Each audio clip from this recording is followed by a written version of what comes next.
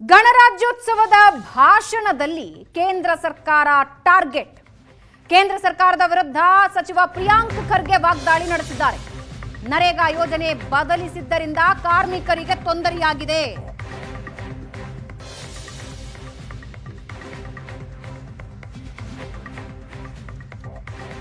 ಜಿರಾಮ್ಜಿಯಲ್ಲಿ ಗುಲಾಮರಾಗಿ ಕೆಲಸ ಮಾಡಬೇಕಾಗುತ್ತೆ. ಕೇಂದ್ರ ಸರ್ಕಾರದ ವಿರುದ್ಧ ಸಚಿವ ಪ್ರಿಯಾಂಕ್ ಖರ್ಗೆ ವಾಗ್ದಾಳಿ ನಡೆಸಿದ್ದಾರೆ. ಮನ್ರೇಗಾ ಕೈ ಬಿಟ್ಟಿರೋದು ಒಕ್ಕೂಟ ವ್ಯವಸ್ಥೆಗೆ ಧಕ್ಕೆಯಾಗಿದೆ.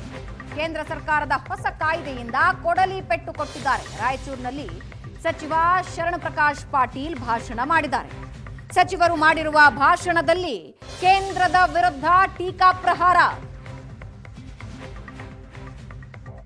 ಕೇಂದ್ರ ಸರ್ಕಾರವು ಮಹಾತ್ಮ ಗಾಂಧಿಯವರ ಹೆಸರಿನಲ್ಲಿರುವಂಥ ಒಂದು ಬೃಹತ್ ಯೋಜನೆ, ಸಾಮಾಜಿಕ ಭದ್ರತೆ ಕೊಡುವಂಥ ಯೋಜನೆಯನ್ನು ಇವತ್ತು ರದ್ದು ಮಾಡಿ ವಿಕಸಿತ್ ಭಾರತ್ ಗ್ರಾಮ್ಜಿ ಪ್ರೋಗ್ರಾಮನ್ನು ತಂದಿದೆ.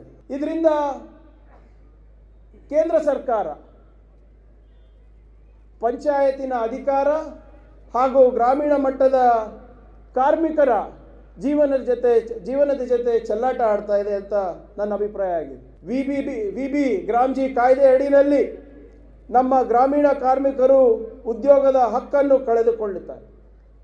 ಈ ಹೊಸ ಕಾಯ್ದೆಯಿಂದ ಕಾರ್ಮಿಕರು ತಮ್ಮ ಘನತೆಯನ್ನು ತ್ಯಾಗ ಮಾಡಿ ಇವತ್ತು ಗುತ್ತೇದಾರಗಳ ಗುಲಾಮರಾಗಿ ಕೆಲಸ ಮಾಡಬೇಕಾಗುತ್ತೆ. ಈ ಕಾಯ್ದೆಯಿಂದ ಪಂಚಾಯತ್ಗಳ ಅಧಿಕಾರಗಳನ್ನು ಕೂಡ ಕಡಿವಾಣ ಹಾಕ್ತಾ ಇದ್ದಾರೆ.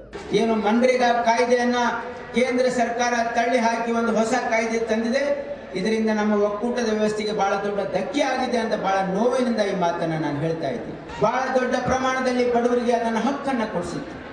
ಆದರೆ ಕೇಂದ್ರ ಸರ್ಕಾರ ಅದನ್ನ ತೆಗೆದು ಹಾಕಿ ಒಂದು ಹೊಸ ಕಾಯ್ದೆಯನ್ನು ತಂದಿದೆ. ಇದರಿಂದ ಇವತ್ತು ಉದ್ಯೋಗ ಖಾತ್ರಿ ಕಾನೂನಿಗೆ ಕೊಡ್ಲಿ ಪೆಟ್ಟನ್ನು ಕೊಡ್ತಕ್ಕಂಥ ಕೆಲಸ ಮಾಡಿದೆ.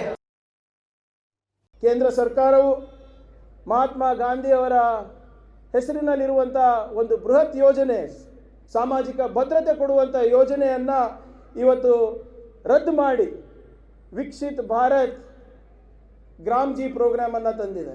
ಇದರಿಂದ ಕೇಂದ್ರ ಸರ್ಕಾರ ಪಂಚಾಯತಿನ ಅಧಿಕಾರ ಹಾಗೂ ಗ್ರಾಮೀಣ ಮಟ್ಟದ ಕಾರ್ಮಿಕರ ಜೀವನದ ಜೊತೆ ಚೆಲ್ಲಾಟ ಆಡ್ತಾ ಇದೆ ಅಂತ ನನ್ನ ಅಭಿಪ್ರಾಯ ಆಗಿದೆ. ವಿಬಿ ಗ್ರಾಮ್ಜಿ ಕಾಯ್ದೆ ಅಡಿಯಲ್ಲಿ ನಮ್ಮ ಗ್ರಾಮೀಣ ಕಾರ್ಮಿಕರು ಉದ್ಯೋಗದ ಹಕ್ಕನ್ನು ಕಳೆದುಕೊಳ್ಳುತ್ತಾರೆ.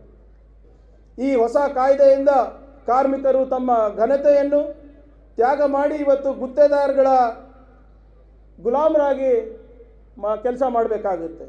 ಈ ಕಾಯ್ದೆಯಿಂದ ಪಂಚಾಯತ್ಗಳ ಅಧಿಕಾರಗಳನ್ನು ಕೂಡ ಕಡಿವಾಣ ಹಾಕ್ತಾ ಇದ್ದಾರೆ.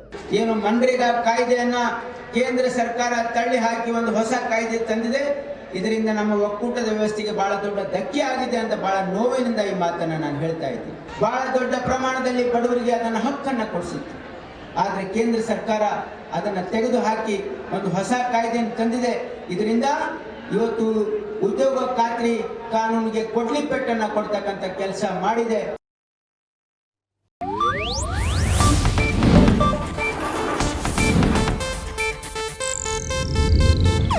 ಇದು ಏಷ್ಯಾನೆಟ್ ನ್ಯೂಸ್ ನೆಟ್ವರ್ಕ್ ಪ್ರಸ್ತುತಿ.